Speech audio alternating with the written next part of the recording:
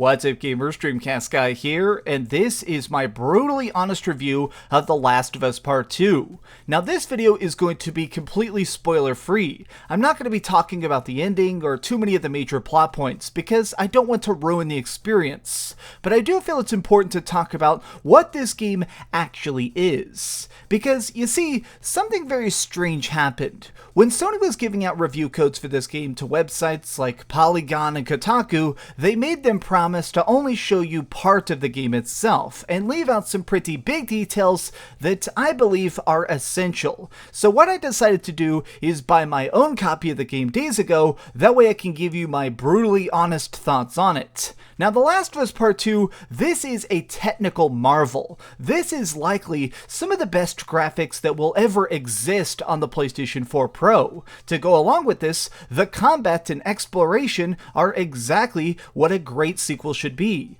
Fights are big and sloppy and scary, puzzles are open and multifaceted, and landscapes are mind-blowing just in their sheer size. There's a lot about this game that I just so deeply like. Things in this game that just made me gasp with awe or be impressed about that next time I'm trying to scramble and reload. My problem with this game comes down to just one thing, which is the story. It is really shockingly badly written. Characters kind of just wander through cities, swinging between moods of angry bloodlust and then telling silly stories from their childhood. One moment they're just slowly and savagely watching somebody have their guts literally ripped out of their body, and the next minute they're just flirting with each other. There's obviously a heavy theme of light and darkness, the good and the bad, to try and explain how this game is moving itself forward. But this does bring me to the biggest thing that you should absolutely know about, which is that in this game,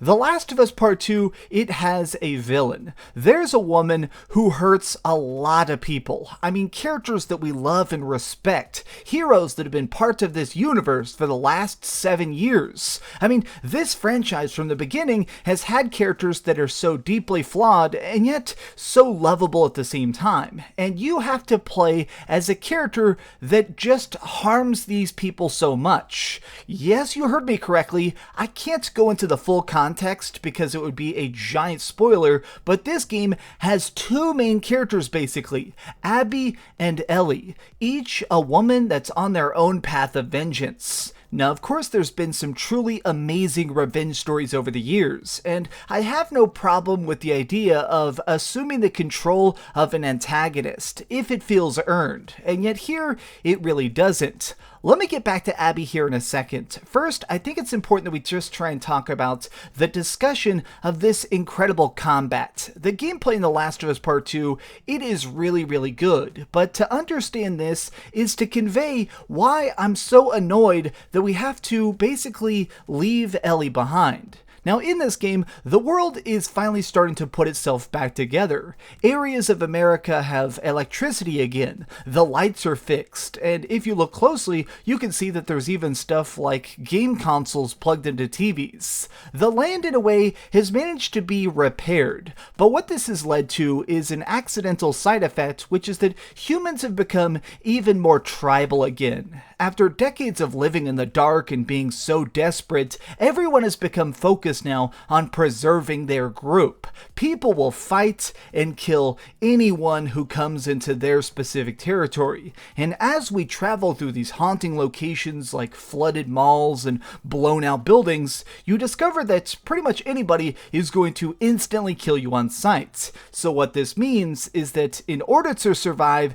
you need to be extra hidden. This might seem a little bit random, but despite the fact that the combat is so good and that these areas are so well constructed, it seems like there's less fighting, but I like that. This game manages to make every single encounter feel so deserved. Each and every area we visit is almost like a chessboard. It has these carefully placed vantage points and deadly enemies and chances to try and take down targets.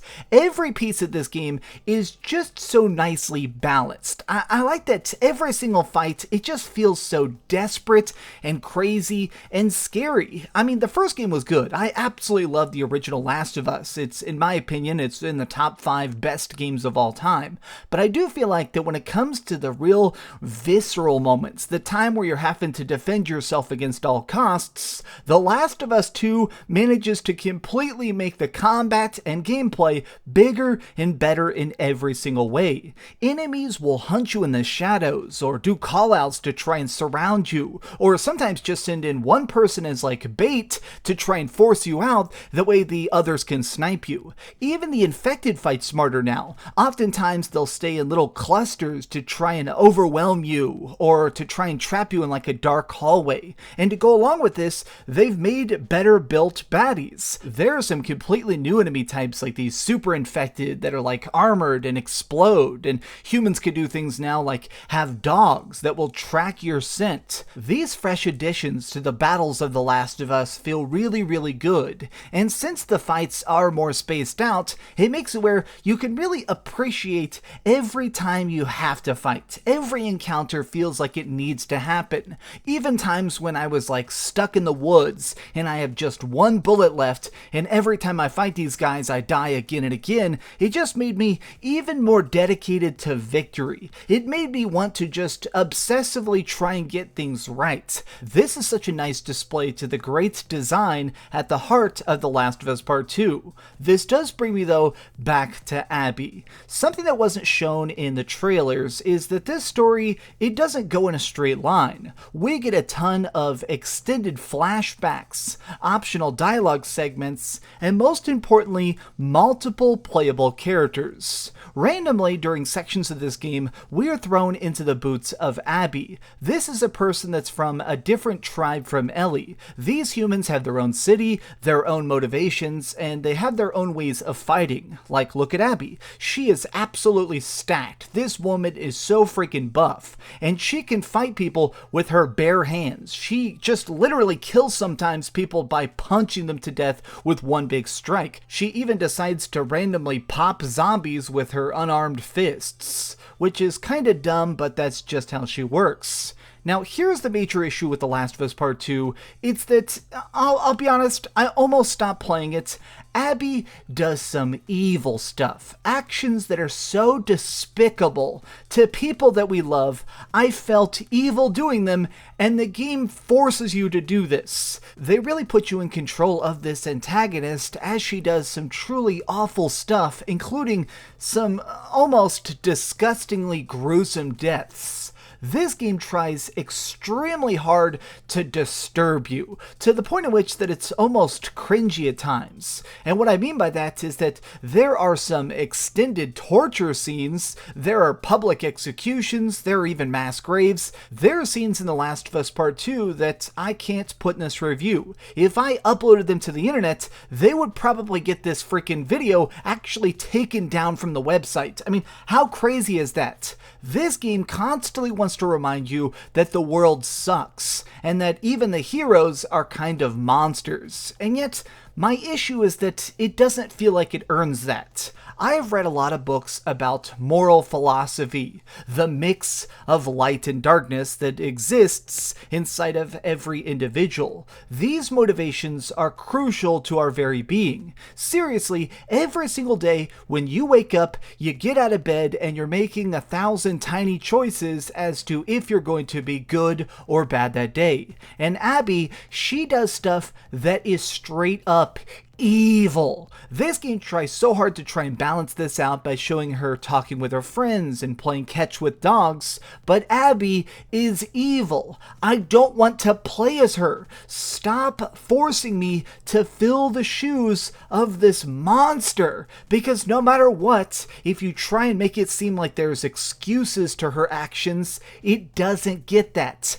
I constantly just felt like I wanted to put the controller down because I don't want to hurt people anymore. I want to do the combat, I want to hunt down crazy cult members, I want to break into buildings and steal supplies and craft that next bomb to nuke a zombie, but The Last of Us Part 2, it wants you to maim innocent people, and that to me, again and again, it felt like it was trying so hard to be art, so much so that it sacrifices the elements of morality for it. Now let me just say this right here, the game isn't completely bleak. In fact, there are these sections during flashbacks and stuff that are amazing. There are times when we're getting to see a younger Ellie trying to grow up and visiting a museum on her birthday, or trying to snipe zombies and learning how scopes work. The flashback segments of Ellie are by far the best part of the game. I mean, if I could just play these, I'm just being completely serious, I kinda wish the game was only the flashback, because the modern day stuff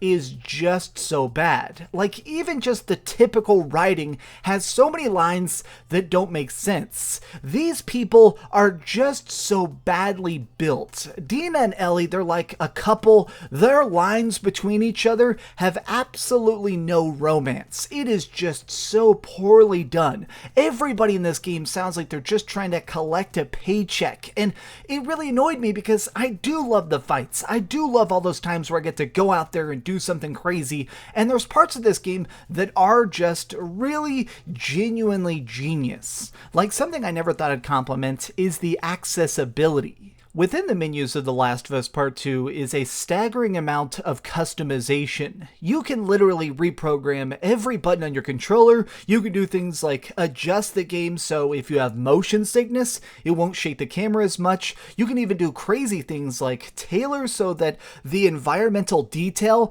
is going to be like this monochrome. It does so much inside of it that's actually very, very groundbreaking. They've also done some interesting things with difficulty, like you can modify it to a crazy degree. You can make it so that like enemies will be harder, you can make it so that it's easier to sneak around, or you can make it so you just find more bullets on the ground. I mean, they've done a bunch of stuff that really kind of pushes the boundaries of how you want to play the game. And I'll just say this, even if you don't care about this stuff, this is important. This is stuff that requires millions of dollars and lots of research for people to figure out how to do it right. So even if you hate The Last of Us Part 2 and you never buy this game, I think we should all be appreciative of the fact that Naughty Dog decided to invent so many of these tool sets for other people to develop off of. This really embodies, though, what drives me so insane about The Last of Us Part 2, is that sections of this game are absolutely brilliant. There's parts of this that are just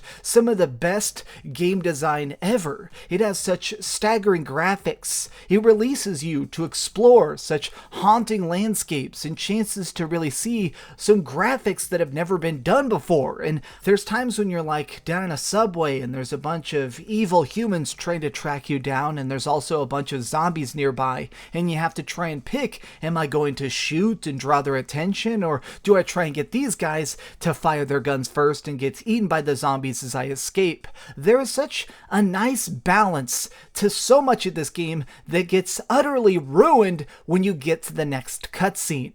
I don't know, I guess at the end of the day, I'm not happy that I played this game. I definitely feel like this is not the sequel that it should have been. But these have just been my brutally honest thoughts. We've heard some good and some bad, but now it's time to head over to the ratings board and put a big number on it. I am giving The Last of Us Part 2 a 7 out of 10. It feels so disappointing to be giving this game such an average score, but it simply doesn't live up to its own potential. If you're looking for some mindless fun, as strange as it is, I kind of recommend this game. It's possible to skip cutscenes. Whenever you pause it, it's possible to just fast forward through the story. I kind of recommend that. The combat is cool, but if you're looking for some good characters and some nice appeal, I definitely recommend something else. Thanks so much for watching, gamers. If you enjoyed this video, please give it a thumbs up, share with your friends, and subscribe if we haven't already, but do me the biggest favor of all and keep dreaming.